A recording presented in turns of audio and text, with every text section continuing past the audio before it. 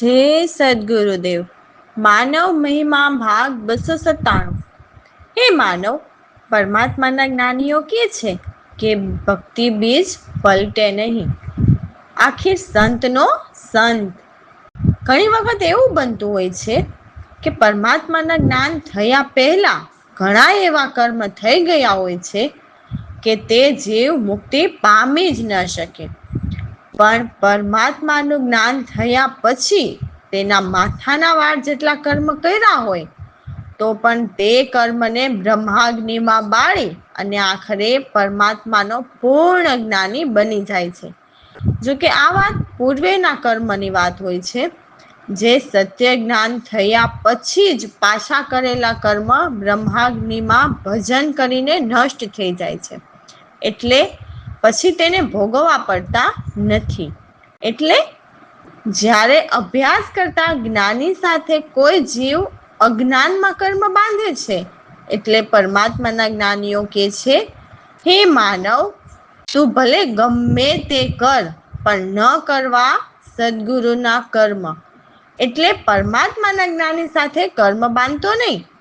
તે પરમાત્માના જ્ઞાની તને કંઈ કહેશે નહીં, પણ ભોગવવા કઠણ હશે તો જ પરમાત્માના જ્ઞાની કહે ને.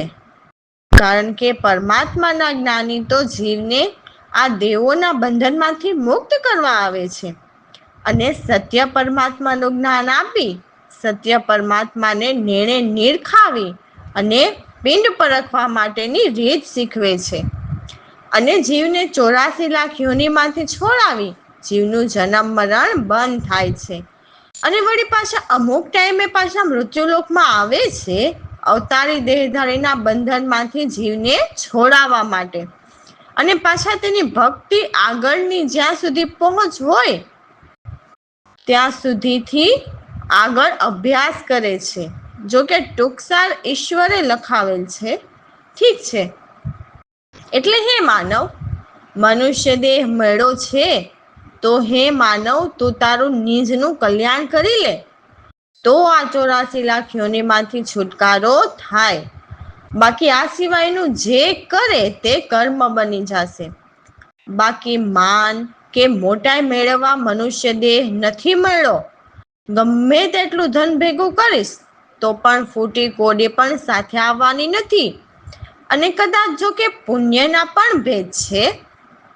એક પરોપકારી અને એક કર્મ બની જાય છે. તો પુણ્ય દાન કરીશ તો પણ પુણ્ય ભોગવવા જન્મ લેવો પડશે. કારણ કે પુણ્યના પ્રતાપે રાજાનું તખ્ત મળે અને પાછા અભિમાનના કારણે નર્ક જેવું જીવન ભોગવવું પડે છે. પછી ગમે તે યોનિ હોય પણ ભોગવવું પડે છે. ખરેખર આમ જોવા જઈએ તો માનવ પાસે આત્મકલ્યાણ કરવાનો ટાઈમ નથી. બાકી તો મનની મોજ માટે કે સંસારિક વ્યવહાર માટે તો ટાઈમ ઘટે છે. મનન કરો, રામ ભરોસે. તો અમારા સદગુરુની વાણીમાં કહે છે કે સાચા ફકીર વસતા એક સાર. એટલે એક અદ્વૈતમાં જ રહે છે. વ્યાપક બ્રહ્મ અખંડિત પૂર્ણ છે. એ જ આપણી સૌની ફિકર કરે છે, એટલે સંભાળ રાખે છે. તો એવા સાચા ફકીરીને ધન અને દેહ નારીનો ત્યાગ કરેલો હોય છે. એટલે એવા ફકીરીને એમની સુરતા નાર સાથે જ સંબંધ હોય છે. કેમ કે સુરતા નાર છે તે પરમાત્મા સુધી પહોંચાડે છે અને દેહરૂપી નારી આ ભવ સંસારમાં ગોળ ગોળ ઘુમાવે છે. એટલે સાચા સંત ફકીરીને એમની સુરતા સાથે જ મતલબ હોય છે. સુરતાથી રામ નામનું શબ્દ સ્મરણ કરતા ભીતર રહેલા કામ, ક્રોધ, મદ, મોહ, લોભ અને શોક કે વિષય વિકાર જેવી પ્રકૃતિને જીતીને તેનો નાશ કરે છે. એટલે જ તો તેને અસલ ફકીરી કહેવાય છે. જ્ઞાન ખડકથી ખોટું છે તેનો ત્યાગ કરે છે. શબ્દ સુરતાનું ભજન કરીને તેને શાંત પાડે છે. એટલે જે રગે રગમાં પ્રકૃતિ ભળેલી છે તેને સ્થિર કરીને જીત મેળવે છે. તો આવી જીત તો કોઈ સંત ફકીર જે પૂરા અનુભવથી જીત મેળવે છે એવા સંત ફકીરને રહેવા માટે વન મળે કે વસ્તી મારીએ કોઈ ફરક નથી પડતો. એ તો એમની સ્વ ઈચ્છા એ જગતમાં વિચરે છે. બસ એમને તો સદા બ્રહ્મ વિચાર જ હોય છે. બીજા ખોટા વિચાર મનમાં આવતા નથી. કેમ કે મનને તો શબ્દના બાણ મારી મારીને મેંદો કરી નાખેલો હોય છે. એટલે મન ઊભું જ નથી રહેતું, ઊભું જ નથી થતું. જે કરે તે બ્રહ્મ વિચારથી જ કરે છે. તે સદા નિરંતર સર્વજીવ પર સમદ્રષ્ટિ જ રાખે છે. કેમ કે તેને આત્મભાવ હોય છે. આ સંસારીની જેમ સ્વાર્થી ભાવ નથી હોતો. સર્વ તરફ સદા નિરંતર એક જ સાર જ રહે છે. તેને સુખ આવે કે દુઃખ, છતાં તેમને વૈરાગની ખુમારી ઉતરે નહીં. એમને તો આધી પલ વૈરાગ સદા રહે છે. એવા સંત અમારા સદગુરુ છે, જે સાચા ફકીરી છે. જેમને ભીતરના ભેદ વિકાર મટી ગયા છે. કેમ કે તે પરમાત્માના નામનું સાચું ભજન કરે છે. તો આવું સત્ય ભજન કરનારા સાધુ સંત કરોડોમાં કોઈક જ હોય છે.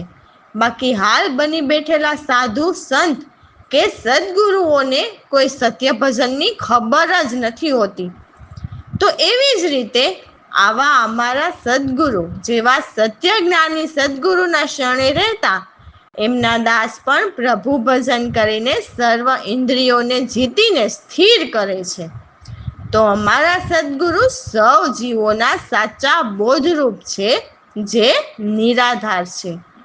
આ જગતમાં તેનો કોઈનો આધાર નથી. એ તો નિરાધારને આધારે રહે છે. જય સદગુરુદેવ. ફકીરી બની વસતા એક સાર, વ્યાપક બ્રહ્મય ખંડિત પૂર્ણ, ફિકર કરે દીદાર ફકીરી બની વસતા એક સાર. બે વસ્તુના ત્યાગ ફકીરના, તનયને બીજનાર ફકીરી બની વસતા એક સાર. જીતે કામ ક્રોધ લોભ મોહ, જ્ઞાન ખડકથી મારી ફકીરી બની વસતા એક સાર. એને જીતે કોઈ ફકીર પૂરા, વનવસે તો બજા ફકીરી બની વસતા એક સાર. સ્વ ઈચ્છા વિચરે જગની અંદર, હરદમ બ્રહ્મ વિચાર ફકીરી બની વસતા એક સાર. સમદ્રષ્ટિ સર્વમાં નિરંતર, સદા રહે એક સાર ફકીરી બની વસતા એક સાર. ઉતરે નહીં વૈરાગ ખુમારી, પલછીન યાદ લગાર ફકીરી બની વસતા એક સાર. ગુરુ પ્રવીણ રામ ફકીર મળ્યા પૂરા, મટ્યા ભેદ વિકાર ફકીરી બની વસતા એક સાર. દાસલાલજી તે ઇન્દ્રિય મન, બોધ રૂપ નિરાધાર ફકીરી બની વસતા એક સાર ફકીરી બની વસતા એક સાર. અમારા સદગુરુ એમની વાણીમાં કહે છે કે હે માનવ, તારું જીવન ફક્ત 2 જ દિવસનું છે, એટલે મનથી ખોટા અભિમાન નહીં કરો ભાઈ. મન તને અભિમાન કરાવીને ક્યાંનું ક્યાંય લઈ જશે તે તું નથી જાણતો, પરંતુ સંતો મનને જાણે છે. એટલે અમારા સદગુરુ સંત દરેક જીવને સત્ય સમજાવે છે. એટલે ખોટા અભિમાન પણ નહીં કર અને ખોટી મોહ મમતા પણ નહીં બાંધો, કેમ કે જેની સાથે તું મોહ મમતા રાખે છે, આ સંસારમાં તે કોઈ તારી સંગ નહીં આવે. એટલે સાચી પ્રીત, મોહ, મમતા આ જગતમાં એક સદગુરુ સાથે જ કરી લે. બાકી કોઈ મારું છે એમ નહીં માનતા. હું પણ કાઢી નાખશો. હું અને મારું એ તો ઓહમ સોહમની પ્રકૃતિની વાસના છે, અને તે વાસનાને કારણે જ જન્મ મરણ રહે છે. એટલે હે માનવ, તારી સાથે તે તારા માનેલા શુદ્ધ નારી કોઈ તારી સાથે નહીં આવે. એટલે હું મારાનું અભિમાન કરીને ખોટા ભવસાગરની અંદર ડૂબશો નહીં મારા ભાઈ. એમ વેદ, સંતો તેમજ અમારા સદગુરુ પણ કહે છે. હે માનવ, એટલે જ તો તારણહાર સદગુરુજીના શરણાલ્યો. શીશ સાધન સાથે હોય. એટલે સાચા સંતોના શરણા શીશ ઉતારીને પણ મળે તો મીઠા કરી લેજો. બાકી આ ભવસાગરમાં નહીં પડતા, કેમ કે ભવસાગર વિકારથી ભરેલો છે, તેમાં ક્યારેય સુખ નહીં મળે. એટલે જ તો સંતો કહે છે કે તન ધારી સબ દુખિયા, સુખ્યો નહીં સંસાર.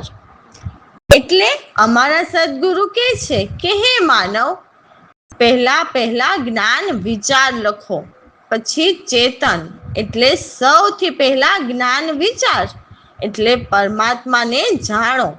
પછી સમજો કે સુરતા નામમાં પામી, એટલે સત્ય રામ નામ જાણીને તેમાં સમાઈ ગઈ. તો અમારા સદગુરુ કે એમ તારું સારું શુભ કે આત્માનું કલ્યાણ કરીને જન્મ મરણના ફેરા મટાડી દે. સદગુરુદેવ, હે તારું જીવન બેરે દિવસનું રે ના કરય અભિમાન. માત પિતા કુળ સુત ધન નારી, સંગ ચાલે નહીં કોઈ. હે તારું જીવન બેરે દિવસનું અભિમાન કરી ડૂબે ભવની અંદર. વેદ સંત કહે સર્વે, તારું જીવન બેરે દિવસનું. તારણ હાર ગુરુના ચરણ લે, શીશ સાધન સાથે હોય.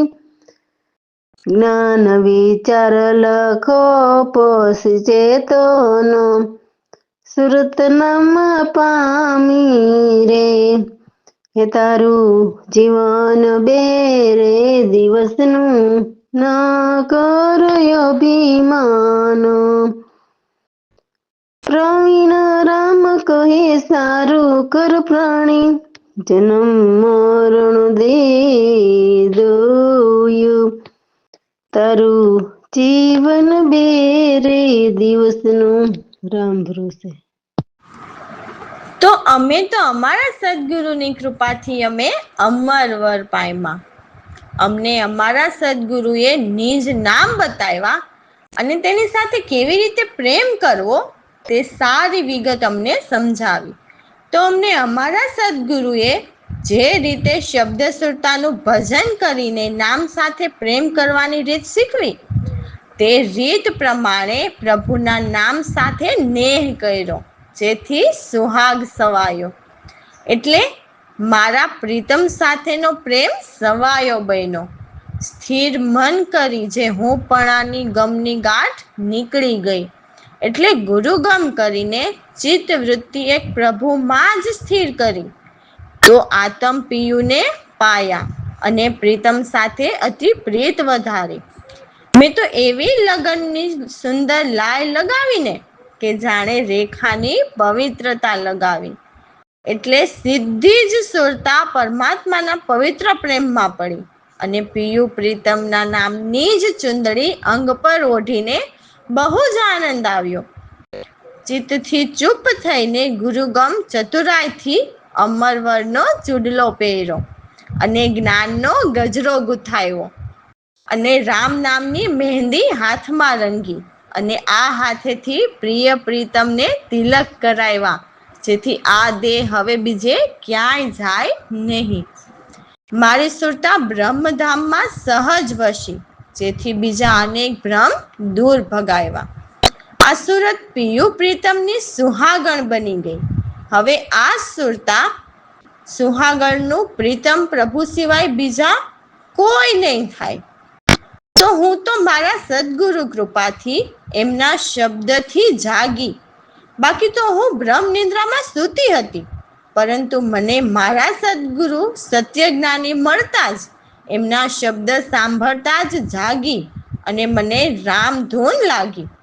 કેમ કે મને સત શબ્દ સંભળાયા, જેથી જળ ચેતનથી ચેતીને મારી સારી શુદ્ધ બુદ્ધ એક ચેતન સોહમમાં લાગી, જેથી મંગળ ગુણ ગાયા.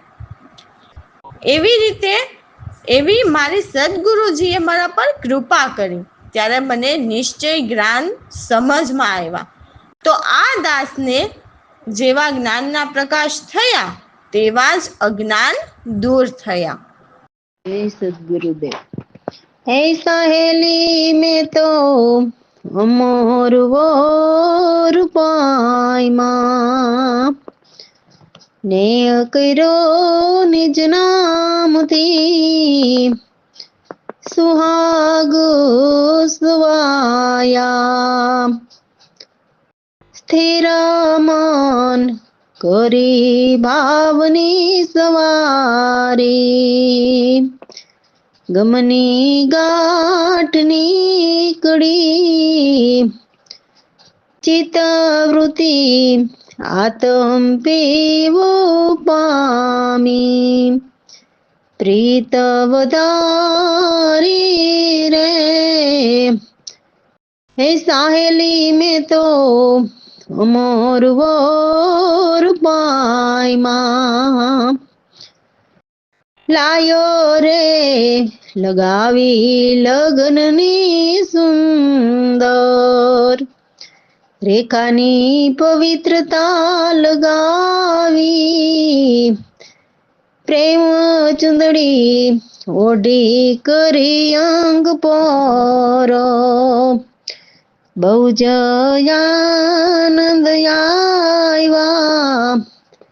સાહેલી મેં તો અમર વોર પાયમાં ચિત્ત ચુડલો કરી ચૂપ ચતુરાઈ ગુંજ ગજરા ગુથાવ્યા. રામનું નામ રંગો મહેંદી દોરી પછી તિલક કરાવ્યા. હે સહેલી મેં તો અમર વોર પાયમાં હે બ્રહ્મધામ સુખ સચ વસી ભ્રમ દૂર ભગાવ્યા. સુરત સુહાગણો બની રહી કોઈ બીજા નહીં થાય રે. હે સહેલી મેં તો અમર વોર પાયમાં જ્યારે જાગી ત્યાં રામ ધૂન લાગી. સત શબ્દ સાંભળ્યા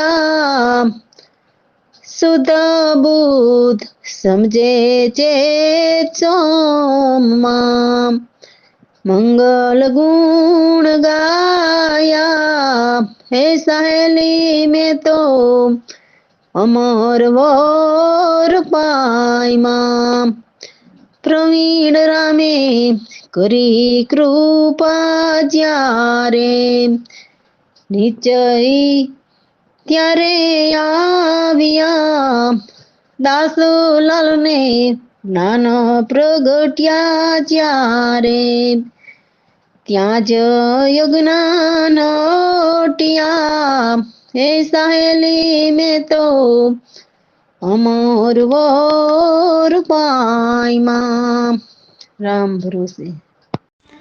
જય સદગુરુદેવ. કબીર સાહેબના 4 યુગના 4 અવતાર. આ કળયુગમાં છેલ્લો અવતાર કબીર સાહેબ, અને તે જ્યારે આ મૃત્યુ લોકમાં જીવને આ દેવોના લોકમાં ચેતાવા આવ્યા ત્યારે 42 જ્ઞાન ગાદી માગી હતી, અને છેલ્લે 42મી ગાદી સતાર સાહેબે પૂરી થઈ. એટલે સતાર સાહેબ પછી સત્ય પરમાત્માનું જ્ઞાન લુપ્ત થયું ગણાય. અને તે પણ આપણે જોઈ શકીએ છીએ કે અત્યારે જે આ પૃથ્વીલોક ઉપર જ્ઞાનની વાતો ચાલે છે તે પિંડમાં ગોતવાની ચાલે છે. તો છેલ્લે સતાર સાહેબે કીધું કે સગુણ નિર્ગુણની હોત નિશાની. બીજું પણ ઘણું કીધું છે, પણ આ પોઈન્ટ વિચારો. તમને આજકાલના સગુણ નિર્ગુણની નિશાની બતાવે છે કે સીધા પિંડમાં ગોતવા મોકલે છે, અને એમ ગોતવા ગઈએ મળે પણ નહીં. તો સતાર સાહેબના 42મી પેઢીએ તેમના ગુરુ કબીર સાહેબ હતા. તો તેણે તો ઘણું ચોખ્ખું પણ કીધું છે. તો એવો એક પોઈન્ટ લઈએ તો કબીર સાહેબે કીધું છે કે જ્ઞાની કરો ને વિચાર, બોલણહારો ક્યાં વસે છે. પછી તેણે ચોખવટ કરી, પિંડ બ્રહ્માંડથી પાર તેનો ધારાનો આધાર. તો હાલના ગુરુઓ અને યુટ્યુબમાં આવતા સત્સંગો પિંડની જ વાત કરે છે ને. પછી નિશાની કબીર સાહેબ આપે છે કે તે નોધારાનો આધાર કેવો છે. તો કહે છે પાણીથી પાતળો અને જેવી ધુમ્મસની ધાર. તો જો કે સાક્ષી પુરાવા લઈએ છીએ અને હજુ લેશું. તો હે માનવ, તમોએ ગુરુ કદાચ કર્યા હોય તો તમને આવી નિશાનીઓ બતાવી છે કે સીધા પિંડમાં ગોતવા. તે મૂર્ખ તમને મૂર્ખ તો નથી બનાવતો ને. હે માનવ, જોજો પાછું 84 લાખ યોનીમાં જાવું પડશે, તે યાદ રાખજો. અને હે માનવ, આટલું કામ એટલે નજરે નિરખાઈ જાય એટલે સમજજો કે હવે આપણે સાચા રસ્તે ચડ્યા. બાકી આ દેવોના લોકમાંથી જન્મ મરણ બંધ કરવું તે તો પરમાત્માના પૂરા જ્ઞાનીના હાથની વાત છે. બાકી તે વિચારો, આ દેવોના લોકમાંથી મુક્ત કરનાર સંખ્યા નહીવત છે, અને જીવને જન્મ મરણમાં રોકવાની સંખ્યા કરોડો છે કે નહીં? આ તો નજરે દેખાય તેવું જ છે. તો અમારા સદગુરુની વાણીમાં સુરતા સોહાગણ કહે છે કે મારા પિયુ પરમાત્માને લખો અર કોઈ, આપણા પિયુ તો પરદેશમાં વસે છે. હે સુરતા પ્યારી, તને માન મસ્તીમાં આદિરાય સંભળાય છે, પરંતુ અનાદિ પિયુ પરમાત્મા તને નજરમાં નથી આવતા. આ આદિ પુરુષના 5-25 તત્વથી દેખીને તારી નજરમાં નથી આવતા. તેને દૂર કરીને દિલ ભીતર પ્રભુને જોઈને હૃદયે લગાવી લે. ઈંગલા પિંગલા રસ્તો જોવો અને બંક દિશામાં ચાલો, જેથી ભીતર પ્રભુ મળશે. સૌથી પહેલા તો મૂળ મહેલમાં ખિડકી ખુલશે, એટલે ત્રિપુટીના તાળા ખોલીને એથી પર મૂળ ઘરની ખિડકી ખુલશે. તે તમે પશ્ચિમ દિશામાં જોવો, એટલે ઉપરના ભાગમાં જોવો. ત્યાં અગમ અગોચર ઘરમાં ગોખ છે, તે ત્રિપુટીથી પર સંભાળી લ્યો. ગગનમંડળમાં નાદ સંભળાય છે, એથી પર 10મો દ્વાર રામ નામના શબ્દ ચાવીથી ખોલી લ્યો. જેથી આગળ માન સરોવર છે, તેમાં હંસા નાય છે, એટલે શબ્દ સ્મરણ કરતા સુરતાથી અમૃત જળ વરસાવે છે, તેમાં જિજ્ઞાસુ હંસા નાય છે. નાઈને શુદ્ધ થતા જ આગળ વિદેહી પ્રભુના કે વિદેહી પુરુષના દર્શન પામીએ. અમારા સદગુરુ પ્રવીણામ, અમારા કરતાજી, બેહદના દાતાર, જે અનહદમાં પહોંચાડે છે, જે હદ છોડીને બેહદમાં વસે છે, એટલે ઓહમ છોડીને સોહમથી સુરતાને ગગનમાં ચડાવીને અનહદ દીદારને પામે છે. તો વાણી સુહાગણ સુરતા પિયોને લખો, પિયો જીવસે પરદેશ. કેમ માન મસ્તાની સોરતા, આદિરાય સંભાળ રે. 5-25 દેખી દ્રષ્ટિમાં, દિલ વચ્ચે લીયો લગાવી હરી. સુહાગણ સુરતા પિયોને લખો, પિયો જીવસે પરદેશ રે. ઈંગલા પિંગલા રસ્તો જોયો, બંક દિશાએ ચાલ રે. મોડ મહેલમાં ખિડકી ખોલશે, પશ્ચિમ દિશામાં ભાડ રે. સુહાગણ સુરતા પિયોને લખો, પિયો જીવસે પરદેશ રે. અગમ ગોચર ઘરમાં ગોખ, ત્રિપુટીલીયો સંભાળી રે. ગગન મંડળમાં નાદ સંભળાવી, લીયો 10મો દ્વાર રે. સુહાગણ સુરતા પિયોને લખો,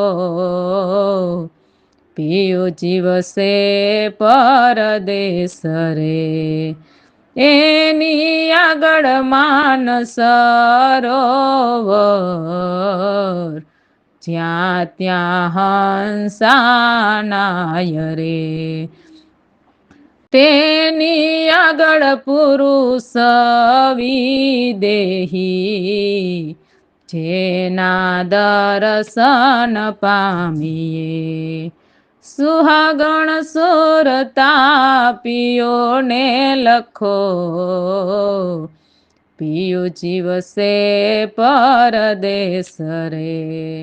સતગુરુ કરતાજી પ્રવીણ રામ, બેહદના દાતાર રે. હદને છોડી વસે બેહદમાં, દાસલાલ કહે પામ્યો દીદાર. સુહાગણ સુરતા પિયોને લખો, પિયો જીવસે પરદેશ રે. રામ ભરોસે.